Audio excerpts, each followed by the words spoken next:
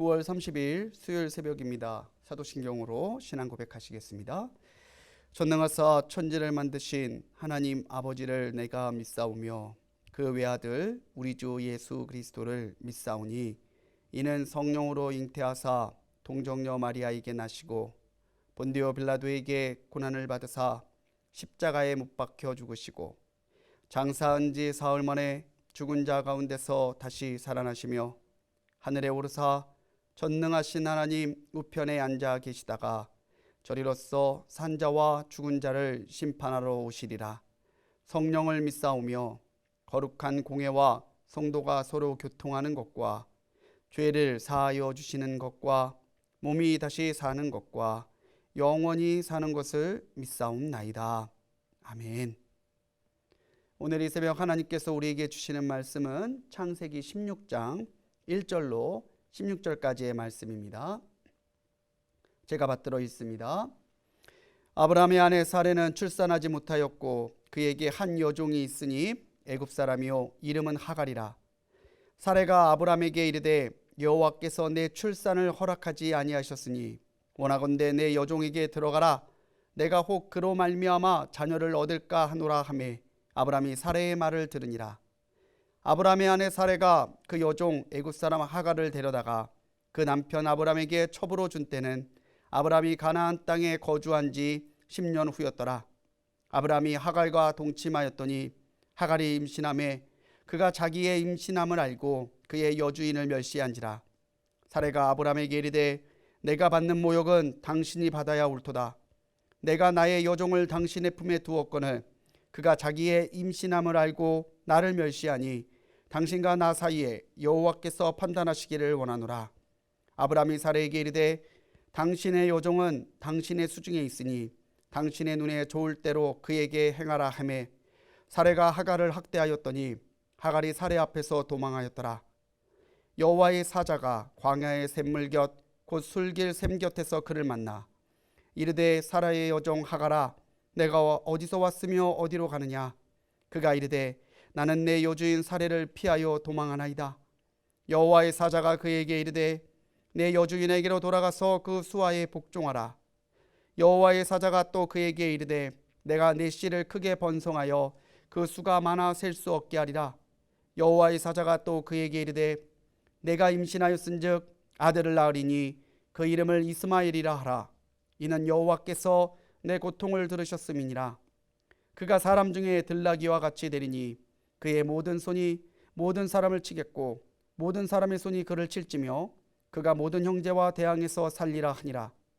하갈이 자기에게 이르신 여호와의 이름을 나를 살피시는 하나님이라 하였으니 이는 내가 어떻게 여기서 나를 살피시는 하나님을 배웠는고 함이라. 이러므로 그 샘을 부엘라 헤로이라 불렀으며 그것은 가데스와 베레 사이에 있더라. 하갈이 아브라함의 아들을 낳음에 아브라함이 하갈이 낳은 그 아들을 이름하여 이스마엘이라 하였더라. 하갈이 아브라함에게 이스마엘을 낳았을 때에 아브라함이 86세였더라. 아멘. 할렐루야. 하나님의 은혜가 우리 모든 성도님들과 변함없이 동행하시기를 주님의 이름으로 간절히 축원합니다. 오늘부터 추석 연휴가 시작이 되는데 우리가 한가위만 같아라 라는 속담이 있을 정도로 이 풍성함의 대명사가 추석인데 여느 때와 다르게 코로나 때문에 마음도 많이 위축이 되는 것 같고요. 또 여러 가지 상황 때문에 친지들을 방문하지 못하시는 분들께는 하나님의 위로가 있기를 간절히 소망합니다.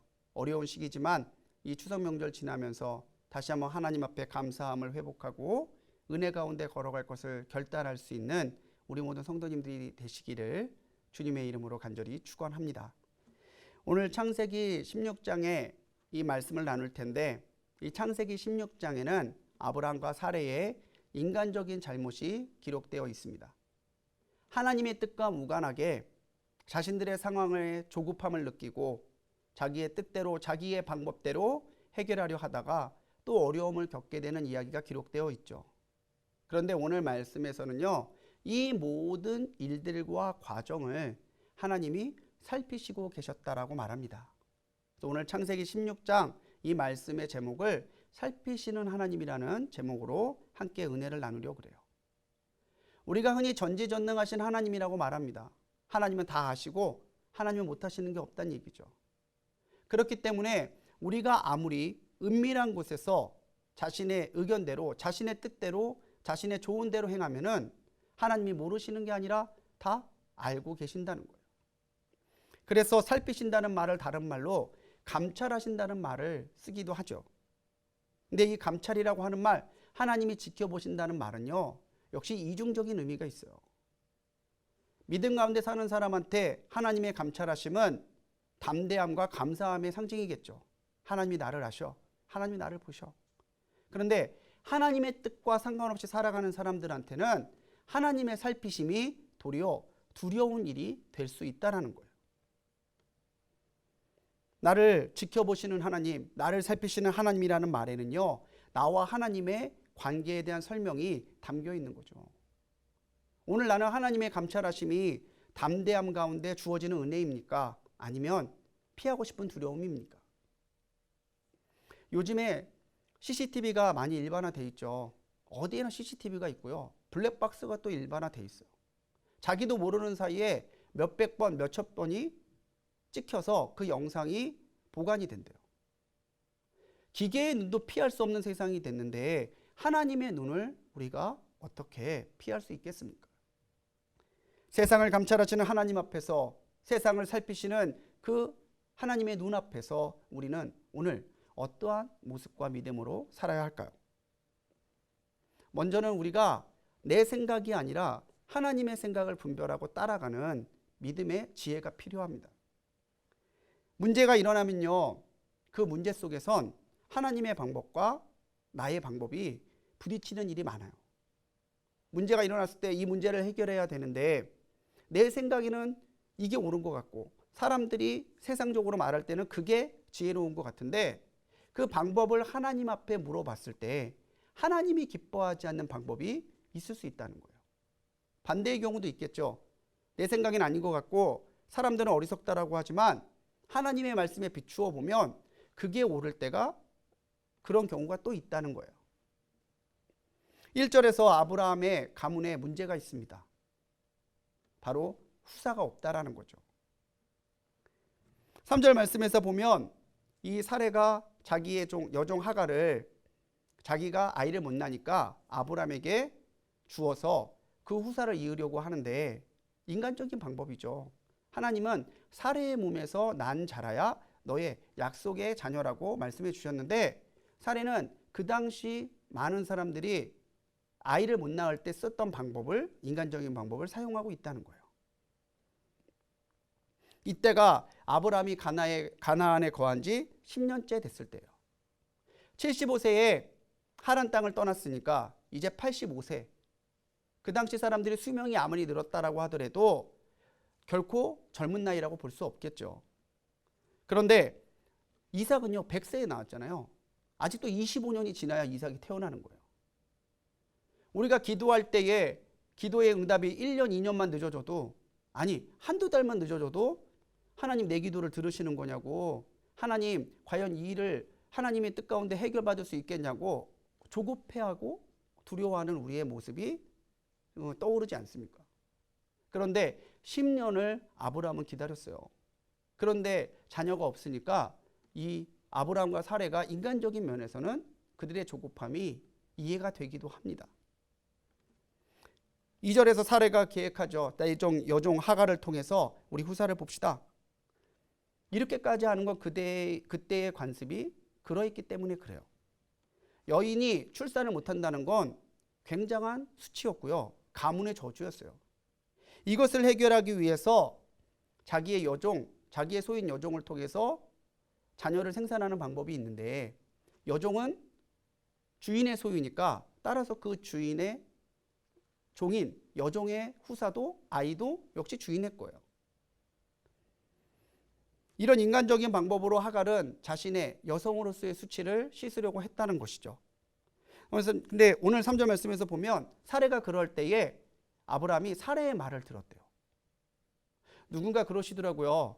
남자는요 여자 2명 말을 들으면 된대요. 하나는 아내의 말이고 하나는 내비게이션 안내하는 그 안내양 목소리를 들으면 된다고 하는 우스개가 있는데, 여기서 아브라함이 너무나 쉽게 이 아내 사레의 말을 받아들입니다. 아쉬운 거죠. 사레의 말을 들을 것이 아니죠. 불과 15장 앞장에서 하나님과 횃불을 통해서 언약을 맺었잖아요. 사레의 말을 들을 것이 아니라 하나님의 말을 들었어야 되는 거예요. 하나님께서는 내 선택이 옳지 않을 때에 그것을 미연에 맡기도 하시지만요, 때때로 자신의 선택대로 가도록 내버려 두실 때도 있어요. 그것은 하나님이 그 이루어지는 결과를 보고 우리로 하여금 내 방법을 택하는 것이 지혜가 아니라 하나님의 방법을 택하는 것이 믿음이라는 것을 깨닫게 하시려는 일종의 하나님의 교육의 방법이에요. 내 마음대로 하고 싶어서 했어요. 결과가 안 좋잖아요. 이것이 아니라 생각했지만 하나님의 뜻 가운데 인내하며 순종했더니 하나님이 주신 은혜를 받았어요. 이게 반복이 되면 사람은 점차로 자기의 생각보다는 하나님의 뜻을 따르고자 하는 믿음의 결단이 생기는 거죠. 오늘 우리가 무엇을 하며 살아가기 이 모든 시간 동안에 무엇을 결정하든 무엇을 행하든지 내가 하나님의 방법으로 이 일을 하고 있는지를 끊임없이 묻고 점검해야 될 줄로 믿습니다. 그래야 나를 살피시는 하나님의 뜻을 내가 찾을 수 있고요. 하나님과의 관계 속에서 하나님의 방법을 택하지 않음으로 얻게 되는 영적인 손실을 막을 수 있다는 거예요. 침묵도 용납될 수 없습니다. 오늘 아브라함은 못 이긴 척 사레의 생각을 따라가요. 뭐 내가 하자는 게 아니에요. 아내 사레가 하자니까 나 따라한 거예요. 그렇게 변명할지 모르지만 아담과 하와도 마찬가지였잖아요. 하와에게 핑계했지만 하나님은 아담이 죄가 없다고 하시지 않았어요. 침묵도 죄악이고요. 침묵도 방조예요. 신명기 30장 9절에서 하나님은 우리가 복을 받게 되는 조건으로 순종과 실천을 들고 있습니다. 하나님의 방법을 순종할 때, 하나님의 방법대로 실천할 때 그제서야 우리는 하나님이 주시는 은혜와 복의 주인공이 될 수 있다는 것이죠. 여러분들은 지금 어떠한 문제를 가지고 계십니까? 그 문제를 위하여 기도하면서 어떠한 방법들을 생각하고 계십니까? 그 방법이 과연 하나님께서 주신 방법입니까? 아니면 내가 생각하기에 좋은 방법입니까? 순간을 모면하려 하는 것이 아니라 길게 크게 보시는 하나님의 그 시선 속에서 하나님의 방법대로 해결을 받는 우리 성도님들이 되시기 바랍니다. 결과는요, 내게 돌아오게 돼 있어요. 부메랑 아시나요? 던지면 내게로 다시 돌아옵니다. 인간적인 방법, 우리가 짓는 죄는요, 부메랑과 같아요. 던지는 건 나지만 결국엔 그 죄가 인간적인 선택이 돌아서 다시 내게 돌아오게 되어 있습니다. 하갈이 임신했어요. 집안의 경사죠. 그런데 사레는 웃을 수가 없습니다. 기뻐할 수가 없습니다. 자기 남편의 아이를 다른 여인이 뱄어요. 그걸 어떻게 좋아하겠어요? 그것도 정말 억장이 무너지는데 이 하갈이 종인데도 자기가 임신한 것을 알고 나서 여주인 사레를 멸시하는 거예요. 아, 여주인이면 뭐래? 아이도 못 낳으면서. 하갈이 멸시하고 그를 충동하는 모습 속에서 이 사레가 너무 괴로운 거죠. 새로운 갈등이 나타납니다. 하갈에 대한 사레의 분노가 일어나고 이 분노를 풀기 위해 사레는 아브라함에게 화풀이를 해대요. 5절에서 말하죠. 당신과 나 사이에 하나님이 판단하시기를, 여호와가 판단하시기를 원하노라. 잘못은 자기들이 하고 이렇게 해도 되나요? 물어본 것도 아니면서 문제가 안 좋아지니까 하나님 핑계대고 하나님께 몰아요. 우리도 가끔 그럴 때 있잖아요. 인간적인 방법 죄를 지어놓고는 하나님 살아계시다면 어떻게 이럴 수 있습니까? 하나님께 원망할 때가 너무 많다라는 거죠. 근데 결국 그것은 인간적인 방법, 그것은 자신이 선택한 잘못된 선택이 자기에게 부메랑처럼 돌아온 것이라고 볼 수 있는 거예요. 6절에서 이 아브라함의 또 다른 우유부단이 나옵니다. 그대의 좋은 대로 행하라. 아, 정말 같은 남자지만 정말 억장이 무너져요. 그대의 좋은 대로 행하라. 나는 여기에 무관하니까 당신 좋은 대로 해서 내가 한 거잖아. 당신이 책임져. 그거예요. 이 말을 듣고 사레가 하갈을 학대해서 하갈이 도망을 가게 됩니다. 이렇듯 인간적인 방법을 한번 택하면요, 이 인간적인 방법을 해결하기 위해서 또 다른 인간적인 방법을 가져와야 돼요. 마치 거짓말을 하면 이 거짓말을 막기 위해서 또 다른 거짓말을 해야 되는 것처럼 우리가 자꾸 인간적인 방법을 택하기 시작하면 자꾸 타협하게 되고 자꾸 끌려가게 되죠. 하지만 어려운 가운데서도 정말 쉽지 않은 상황 가운데서도 하나님의 방법을 택하면 점차로 하나님의 방법을 택하려고 하는 영적인 습관이 우리에게 배게 된다는 거예요. 하갈이 쫓겨납니다. 사례의 잘못은요, 하갈의 멸시라는 고통으로 돌아왔고 아브라함의 무기는 가정의 불화와 어렵게 잉태된 자신의 혈육을 모른 척해야 되는 비극으로 다시 돌아오게 되죠. 그런데 이 광야에서 하갈이 하나님을 만나요. 하나님이 하갈을 위로하시고 하갈이 이스마엘을 출산하게 될 것이다라고 말씀하십니다. 비록 하나님의 뜻에 맞는 건 아니었지만 그 또한 아브라함의 혈육이었기 때문에 하나님이 거기에도 은혜를 베푸시는 거예요. 그런데 오늘 우리가 잘 알고 있는 것처럼 이 하갈의 아들이었던 이스마엘의 후예들이 지금도 이스라엘과 함께 중동에서 많은 분쟁들을 일으키고 있는 것을 보잖아요. 아브라함과 사레 때가 언제겠어요?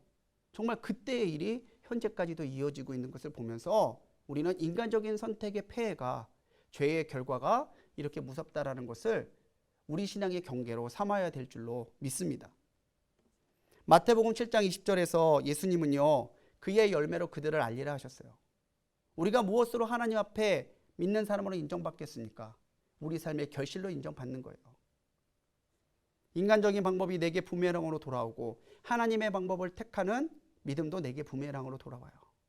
오늘 내게 돌아오는 것이 정말 그런 죄의 결과가 아니라 믿음의 결과를 따라주시는 하나님의 은혜가 되기를 주님의 이름으로 간절히 축원합니다. 끝으로 우리가 볼 수 있는 것은요, 하나님의 살피심을 우리가 믿고 따라가야 된다는 거예요. 쫓겨난 하갈에게서 하나님이 나타나셔서 네 여주인에게 돌아가라 그래요. 다시 돌아가고 싶겠습니까? 돌아가면 또 무슨 일을 당할지 모르는데. 그런데 하갈은 그 말을 듣고 돌아가요. 하나님이 주신 약속을 품고 돌아가죠. 우리가 하나님의 살피심을 볼 때 기억해야 되는 것은 하나님의 은혜에는 우리의 결단의 부분이 분명히 필요하다는 거예요. 하나님께서 모든 것을 다 해주시지만 하나님이 모든 것을 다 그렇게 흘러가도록 두시는 게 아니라 그 가운데서도 우리가 하나님 앞에 보여드려야 할 믿음의 분량을 요구하신다는 거예요.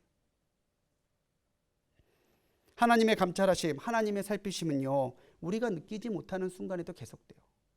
자기가 광야에서 쫓겨나면서 하갈이 얼마나 절망적이었겠어요. 난 이제 여기서 죽겠구나. 그런데 하나님이 그 가운데서 하갈을 만나주심으로 하갈이 위로를 받죠. 하갈이 그 가운데서 위로를 받고 외칩니다. 하나님이 나를 살피시는구나. 내가 어떻게 이렇게 나를 살피시는 하나님을 만날 수 있었는가. 그리고 그 사망의 갈증을 해결해 주던 우물을 보게 하셨는데 그 우물의 이름을 부엘라 헤로이, 나를 살피시는 하나님의 우물이라는 뜻으로 이름을 지었다라는 거예요. 나를 살피시는 하나님의 은혜. 메마른 광야와 같은 삶을 살아가는 그 극한 상황에서 갈증과 고난 가운데 힘겨워하는 그 상황에서도요, 내가 나를 살피시는 하나님을 기억하고 나를 살피시는 하나님을 만나면 우물과도 같이 나를 해결하시고 나의 어려움을 채워주시는 하나님의 위로와 하나님의 은혜를 받을 수 있습니다. 우리가 그래서 영적으로 죽거나 영적으로 자면서 지나는 것이 아니라 영적으로 깨어서 하나님이 나와 동행하시는지를 끊임없이 살펴야 돼요. 내가 하나님의 손을 잡고 있는지를 끊임없이 살펴야 하고 하나님이 나를 살피시고 있으시다는 사실을 끊임없이 기억하며 살아가는 것이 필요하다고 하는 것이죠. 15절에서 아브람은 이 하갈에게서 아들을 얻었는데 하갈의 말대로 이스마엘이라고 지었어요. 하갈이 돌아와서 아브람에게 사막에서 천사를 만난 이야기를 했겠죠. 그리고 이 아들의 이름을 이스마엘이라고 지어줬다고 하는 말도 전했을 거예요.